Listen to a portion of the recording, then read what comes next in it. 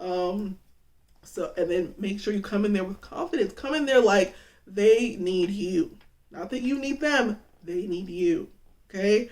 Come in there fresh with stories of your past history with your customers. Come in there. I've helped my friend with this. I've helped people with this before, and it does work. Like if you come in there confident, make them laugh if you can. A professional joke, something professional, something that builds rapport. Build rapport with your interviewer. Build rapport with them. Find something you guys have in common. I love your shirt, girl. That's when I went shopping. I was just, like, in a professional way, not to distract from your questions or like in the middle of your questions, but be memorable. That's one of my tips. Be memorable in the interview. Be 30 minutes early to your interview. Have confidence and faith. Pray before the interview. Don't just go in there. Don't be looking at other applicants either. Just sit there, mind your business, read over your resume, make sure you memorize your resume so you ain't gotta have a fresh printed resume. Sometimes bring 7. Bring a whole bunch of copies. You don't know how many interviews you're gonna have that day. Think ahead. Think I might have a second interview today. Let me have another one just in case. Be over prepared for interviews. Okay, that's one thing I can give you. Whew, okay, and I already told you to apply 8 hours a day if you didn't get the job right. So you need to be applying 8 hours a day. Fill in the descriptions. Put all your work history.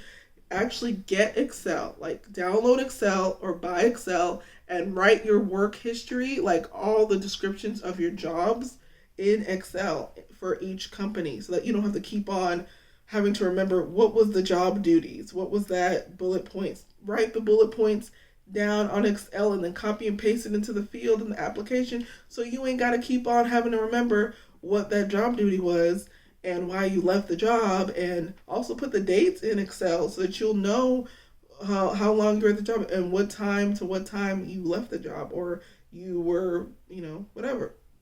So that way you have all that documented. Put the names, put the numbers of the companies that you worked for, like their phone numbers, the company numbers on there, because applications ask for the phone numbers of the companies you work for to see if they're a legit company or if they're still open, whatever, stuff like that. Get references from your jobs, like a best friend from your job, like a person that liked you from your job. It ain't got to be a boss. It could be, if you had a good boss, get that person's phone number, their personal phone number. Get people's personal phone number before you leave a job so that you can use it for a reference. And then put their name there as long as you're still in contact with them. You can let them know I'm going to use you for a reference or something like it. It's good to have 3 references ready every time. One should be a boss. As long as you did good at that job. Right? So that's a really good tip. Those are really good tips, guys. Your skill sets. People love when you have communication skills. People love when you have leadership skills, things like that. They love you have data entry skills. They love knowing you've dealt with several applications. They love when you know about Reg E or Reg CC. They love knowing that kind of stuff. Put that stuff on your resume. And don't overcrowd your resume with like other things that have nothing to do with the job. Make sure your resume is for that job. Like this resume is for this kind of job. This resume is for that kind of job. Separate them. That's why I say get them professionally done. So you can sit down with that person and say, this is my job history. This is how I want you to make me sound. And then they'll make you sound amazing. So just invest in yourself. Invest in a professional resume. Invest in maybe a cover letter writing class. That's something I didn't have. I didn't even know about that. Okay. Do a cover letter writing class. I'm sure that's on Udemy, or I'm sure there's an article on it. I'm sure there's free templates on Google. Okay. So you don't ever have to worry about not having a job because you're like, man, I'm going to improve. In this 8 hours, you could be learning about writing cover letters. In these 8 hours, you could be learning about emailing professionally employers that email you and say we want to interview you. Email them professionally. Make sure you have a folder on your computer of all your resumes, and make sure it's up to date. Make sure your resume is up to date. Don't put I stopped working in 2017, but you haven't filled it all the way up to 2021. Fill it all up. And if there's a gap, explain it in the interview. Don't just put it on their gap. Just keep filling it up all the way. You know what I mean? Sometimes it's good to use big words in your resume. Sometimes it's good to do that. As a tidbit, again, so those are some tips I use to get a job, be memorable, make the interview laugh, professional, clean joke, no cussing, of course, be 30 minutes early, confidence and faith. Now, another thing I had for people who are waiting to get a job and they haven't heard back from their dream job or not is you have rideshare. If you have a healthy car, that I think 2010 to this year, if it's like that year manufactured, you can do Uber, Lyft, you can do DoorDash, Favor, you can do Omni. Oh, sorry, if you have a laptop at home and it has the what you would call a cable, a router cable connection like that. You can actually work from home with Omni Interactions, so that's good. And buy yourself a headset. It's not even cheap. And if you want to get a laptop that has a what you would call it a cable, you can go to the pawn shop, get you a laptop, y'all. It's cheap. It's like $100. There's some laptops for $60, $75. Obviously, that's not your dream laptop. When you get paid, get you a real laptop from Best Buy, Walmart, Target, Office Depot, Fry's Electronics if you're in Texas, somewhere. Or careful. I don't know about OfferUp, but be careful with that. I don't know about OfferUp. Just be careful with OfferUp. Always get the cash up front, or always pay up front in person in a public space. If you're really desperate for a job, Craigslist, but only go to a Craigslist listing that has a physical business address. That means you researched that address online, you see a picture of the place of business, and it's a real location. Don't I want you driving to the middle of nowhere in some drug den and getting hit up, and take a friend with you, so that you're safe. But there's Craigslist jobs and they'll hire you quick. There's day jobs, factory jobs. You can pack fruit in a factory for HEB. That's how I survived in 2014. I didn't have a job. You can work for a little bit lower paying call centers, but they mass hire. If you're just looking for something, there's that. You know what I'm saying? Don't be picky in this little area of your life. It's temporary. It's a means to end. And save your money.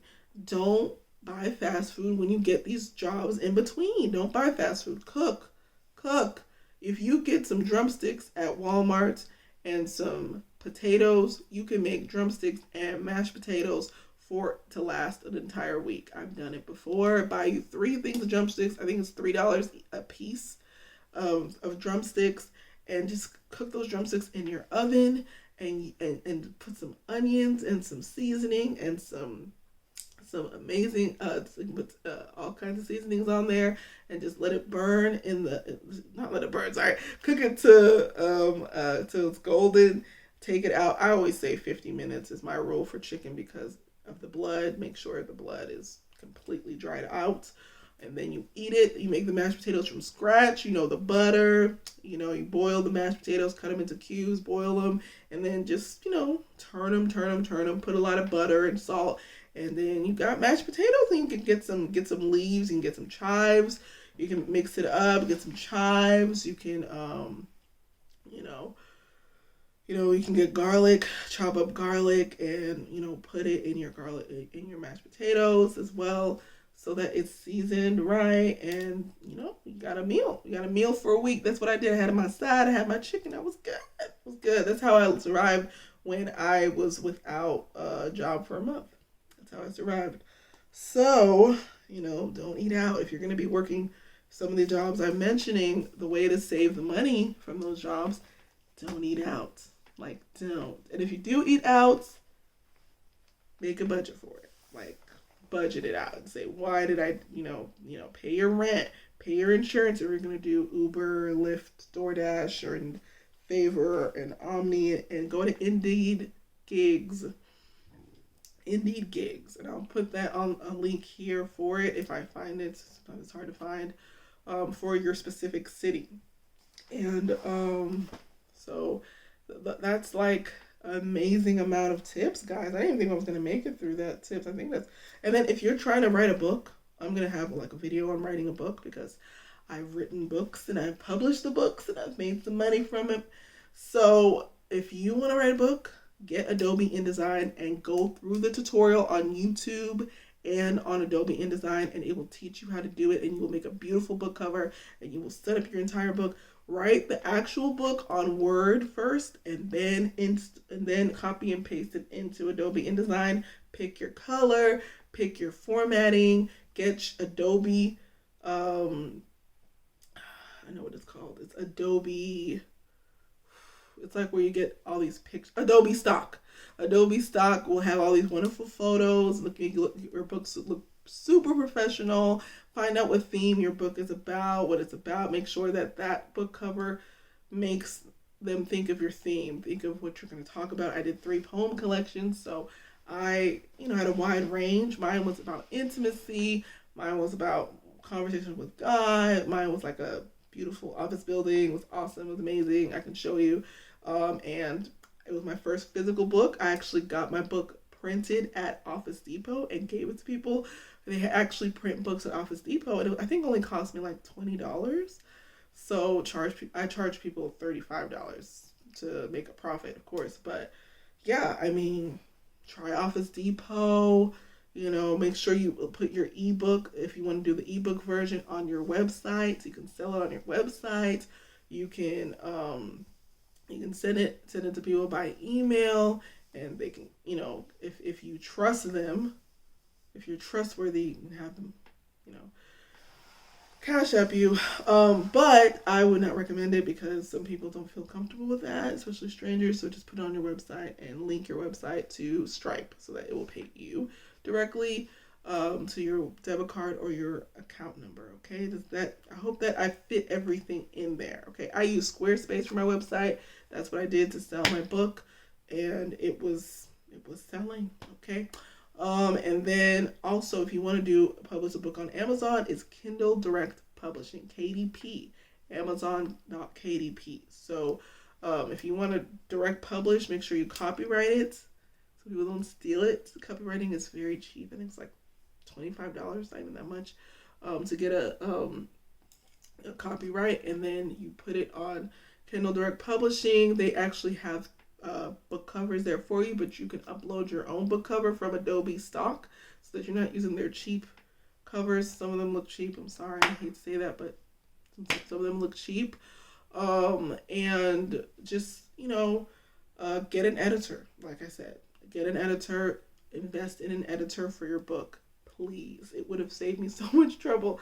Get an editor for your book, and talk to someone in your industry, in your genre of book writing, that has been successful in that genre, to look at your book, the final look, so they can let you know if this is any good, or if there's a better way you can say that, or a better way if it's a nonfiction.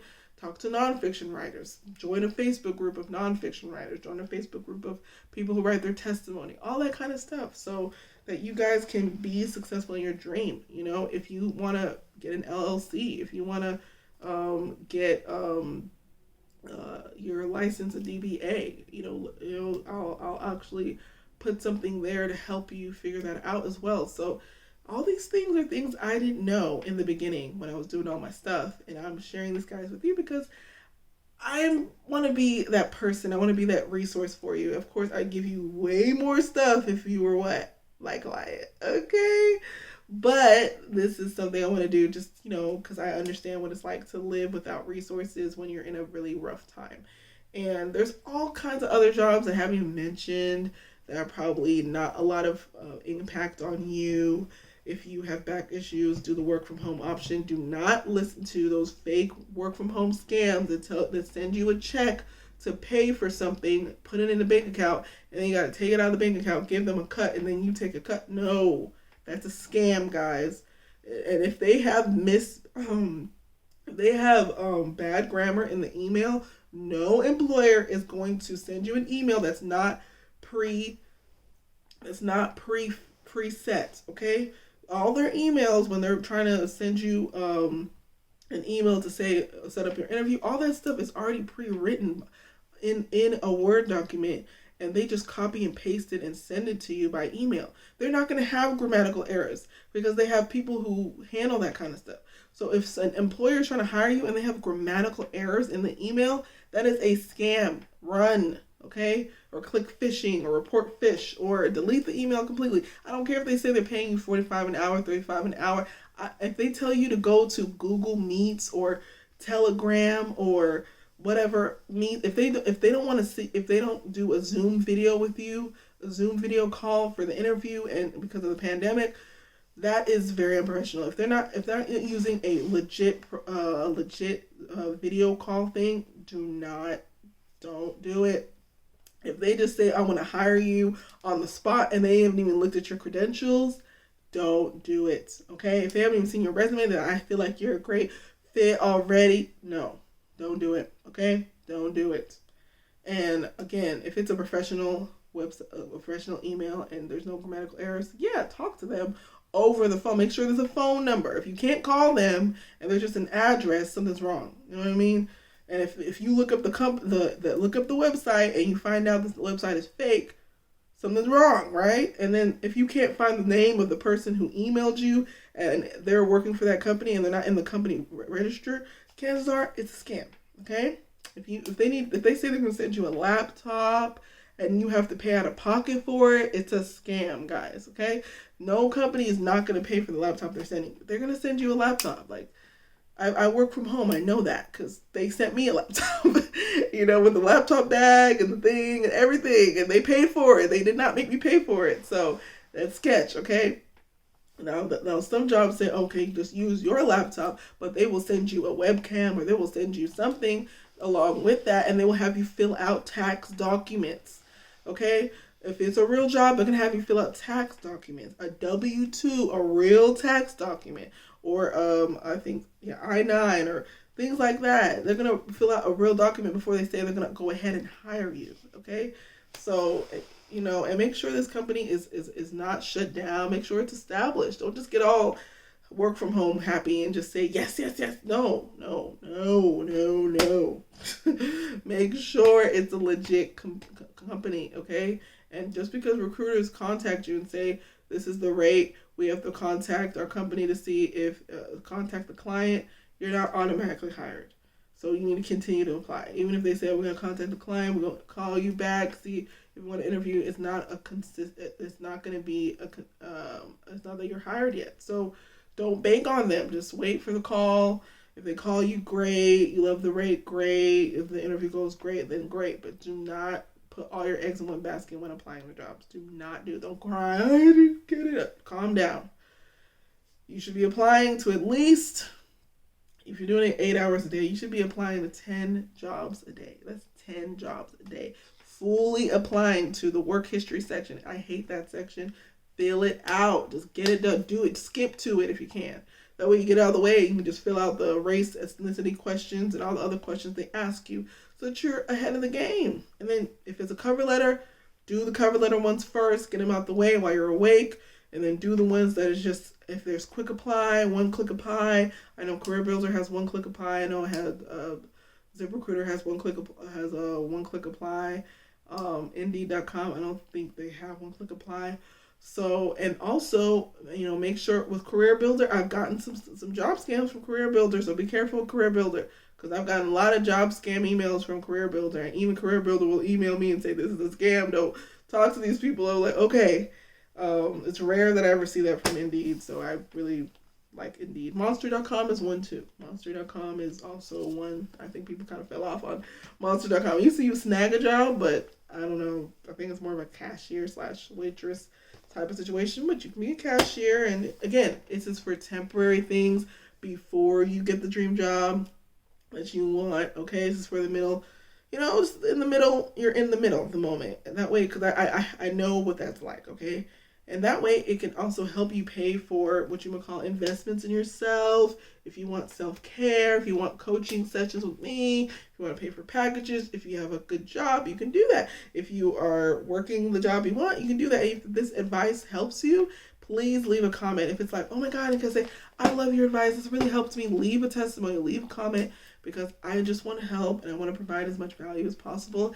And you've learned from my crazy story that I didn't even know that I could do. I didn't even know I could do all these other things with my time instead of having to ask family members, all this kind of stuff. Now you have all these tips and you can walk into the interview confident with faith. Change your ghetto email to let's not be ghetto, or a non-professional email to, it could be adam.nkese, it could be, your first name, last name, or last name dot your first name, something easy so that they don't have to be shuffling through and just ignoring, you know what I mean? We have so many applicants. You gotta stand out. You gotta find something to stand out. Remember I said interview with a pop of color, all black with a pop of color. You can wear that, or all white with a pop of color, or you just wear that nice lip, get some nice earrings, just something to stand out, right? Because they want to remember you, So that is pretty much it. I think I talked about rideshare, work from home, and save to invest in the certification. If you want to do certification, you want to get coached. If you were like, oh my God, I've always aspired to be a life coach, please talk to me, leave a comment. I will respond to your comment and I will be like, yo, let's have a consultation. We'll talk about it. You can meet the creators of Coach Tech 9 and we can actually talk about it, and we'll have a launch party. It's going to be great. So I'm really excited, guys. Just give me a thumbs up, like, subscribe, okay? And join the family. I'm also on Instagram at Life Coach Nkese, and I'm also on Facebook as Life Coach Nkese.